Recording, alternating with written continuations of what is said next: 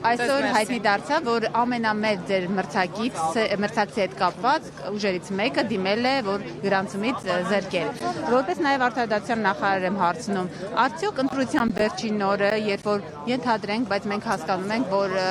կառույցները նաև շատ հաճախ իշխանության հրահանգով են աշխատում եւ Նիկոլ Փաշինյանն էր բանավեճի ժամանակ ուղիղ այդ մասին հրահանգ տվել։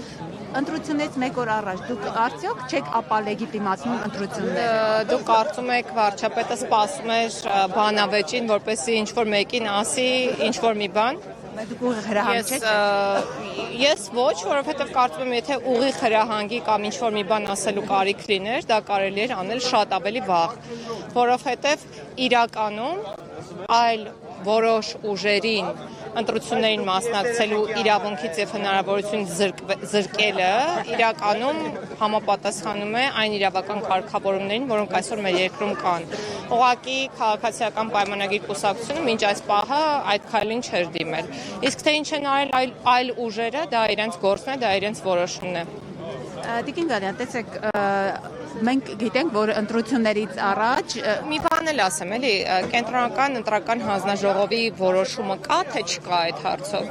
Եկեք սպասենք կենտրոնական ընտրական հանձնաժողովի որոշմանը եւ հետո անենք հետեւություններ, եթե դրանց կարիքը կա։ Ես խնդրում եմ ընդհանրակարգ հստակեցնեք, ինչպես է լինելու, օրինակ, երբ որ դիմումը տրվում է, ինչ է հետևում դրան։ Կենտրոնական ընտրական հանձնաժողովը հաշվի առնելով այն իրավական կարգավորումները, որոնք մեր երկրում կան, կայացնում է համապատասխան որոշում որևէ կուսակցությանը զրկելու հնարավորությունից մասնակցելու ընտրություններին կամ չզրկելու։ Հետևաբար առաջարկում եմ սպասենք կենտրոնական ընտրական հանձնաժողովի որոշմանը։ Եվ նաև աշխատանքային ժամը ավարտվել է։ Ըստ ընդհանրական Մինչ այս պահը մենք որևէ որոշման ականատես չենք եղել։ Ես ուղղակի կառաջարկեմ սպասենք հերթական աշխատանքային օրվան տեսնելու համար նման որոշում կլինի, թե ոչ։ Նախարար երեկվա բանավեճի ժամանակ բանավիճող կողմերից մեկը վարչապետ Նիկոլ Փաշինյանին մասնավորապես սահմանադրության վերաբերյալ հարց հղեց, որ դուք փոփոխում եք սահմանադրության տեքստը, դրա համար նաև քվե եք խնդրում, բայց ինչու մենք մինչև այդ բանը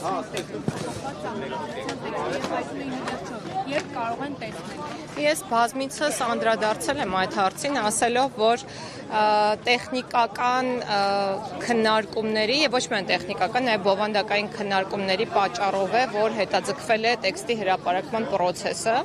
ինչու որովհետեւ կան բազմաթիվ մասնագետներ եւ անձինք, այդ թվում կուսակցության եւ վարչության ներքո, որոնք որ պետք է հայտնեն իրենց կարծիքը եւ դրանից հետո մենք միայն կարող ենք որոշում կայացնել տեքստը հրապարակելու մասին։ Ես ինքս միանձնյա նման որոշում կայացնել չեմ կարող եւ կարծում եմ նաեւ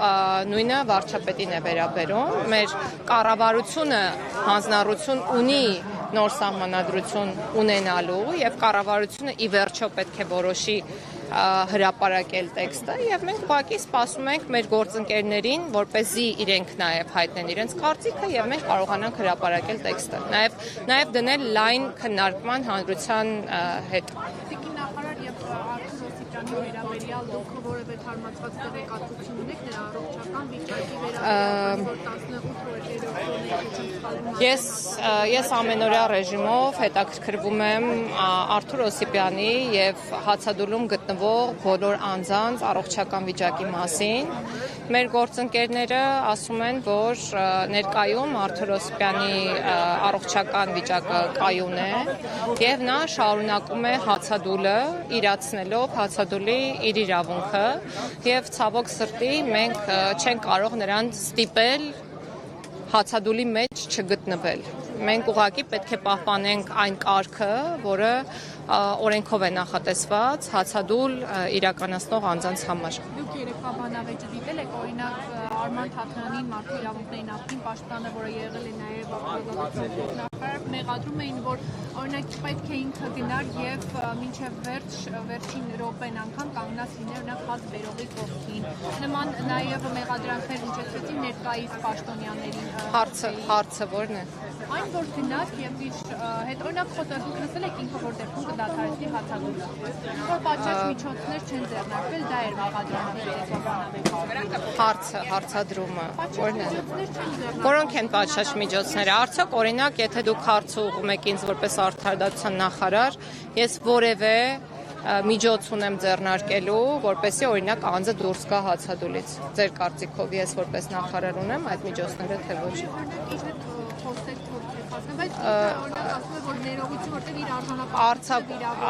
Արձակուրդից հետո ես ունեցել եմ բազմաթիվ փորձեր անձամբ զրուցելու հացադուլ իրականացնող անձանց հետ եւ կարծում եմ, որ արձակուրդից վերադառնալուն պես այս դեպքը չի կարող լինել բացառություն եւ ես կամ ծառայության պետը շատ ավելի հաճախ է փորձ ունենում հացադուլ իրականացնող անձանց հետ զրույցներ ունենալու